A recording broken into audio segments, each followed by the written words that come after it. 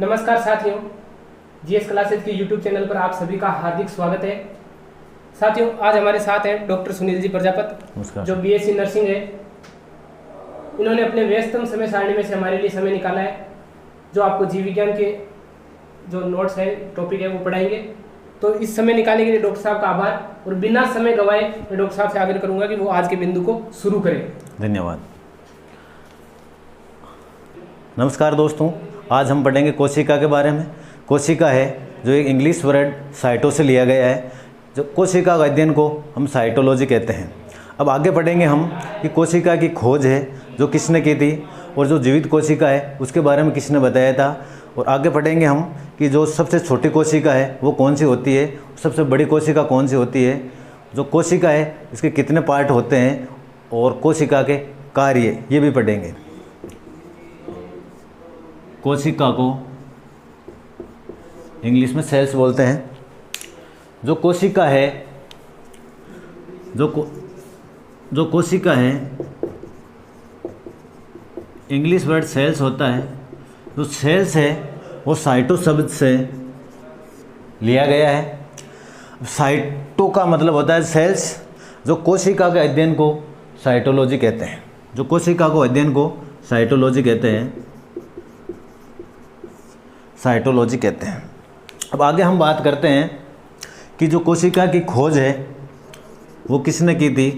खोज या कोशिका का जनक कौन है। रॉबर्ट हुक ने कोशिका की 1665 के अंदर खोज की थी। वो मर्द कोशिका थी।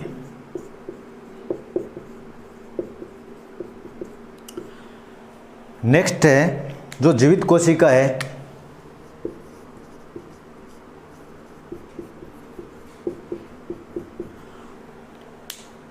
उसकी खोज एंटनी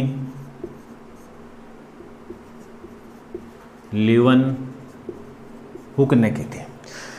और जो जीवित कोशिका की खोज है जो एंटनी लीवन हुक ने की थी, उन्होंने माइक्रोस्कोप के अंदर देखा कि जो कोशिका है उसकी आकृति संरचना कैसी होती है।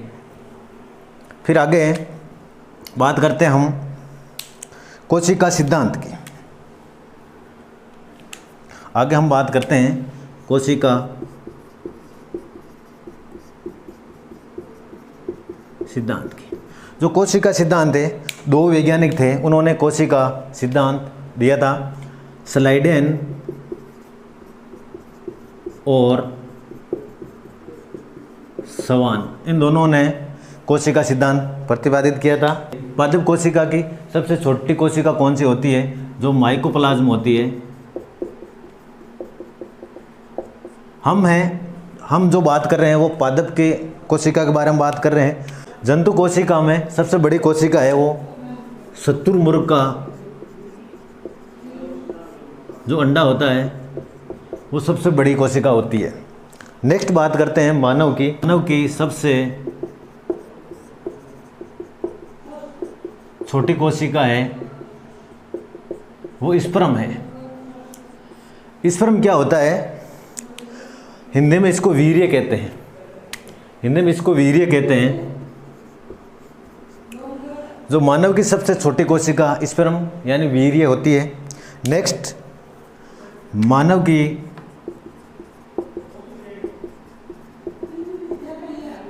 सबसे बड़ी कोशिका यानी अंडाणु,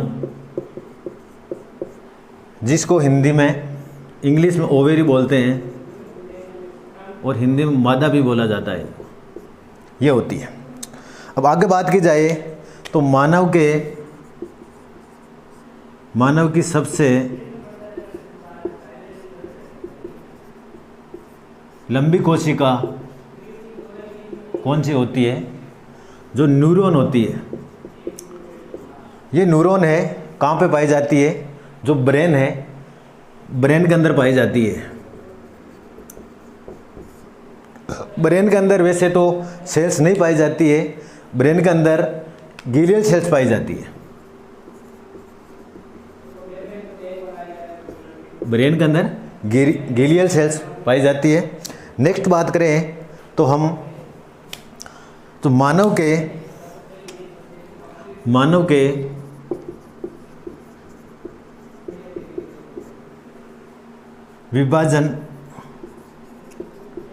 विभाजन सहित कोशिका कौन सी होती है? सहित कोशिका है वो न्यूरॉन होती है। अब आगे बात की जाए तो मानव के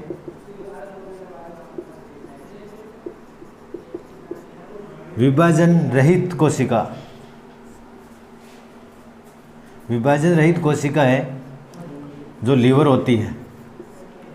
ये तो नॉर्मल सी बात हो गई कोशिका के बारे में कि जो कोशिका है की खोज रॉबर्ट हुक ने 1665 के अंदर की थी और जीवित कोशिका के बारे में एंटोनी लियोनहोग ने बताया था और जो कोशिका सिद्धांत है स्लाइडेन और स्वान वैज्ञानिक ने बताया था। अब जंतु की बात की जाए तो जंतु के अंदर सबसे छोटी कोशिका है वो माइकोप्लाज्म होती है। पादप के अंदर सबसे जो छोटी कोशिका है वो माइकोप्लाज्म होती है। और जंतु के अंदर बात करें तो सबसे बड़ी कोशिका शुतुरमुर्ग का अंडा होता है। अब नेक्स्ट बात करते हैं कि जो मानव की सबसे छोटी कोशिका है वो स्पर्म होती है। स्पर्म को हिंदी में वीर्य कहते हैं। नेक्स्ट बात करते हैं जो मानव की सबसे बड़ी कोशिका है वो अंडाणु जिसको इंग्लिश में ओवेरी बोलते हैं, हिंदी में मादा भी कहते हैं। नेक्स्ट है कि मानव की सबसे लंबी कोशिका जो न्यूरॉन होती है वो एक ब्रेन के अंदर पाई जाती है। तो ब्रेन के अंदर सेल्स एब्सेंट होती है लेकिन एक सेल्स पाई जाती है जिसको गीलियल सेल्स बोलते हैं। नेक्स्ट है कि मानव में विभाजन रहित कोशिका न्यूरॉन होती है। और नेक्स्ट है जो मानव के विभाजन सहित कोशिका लीवर होती है।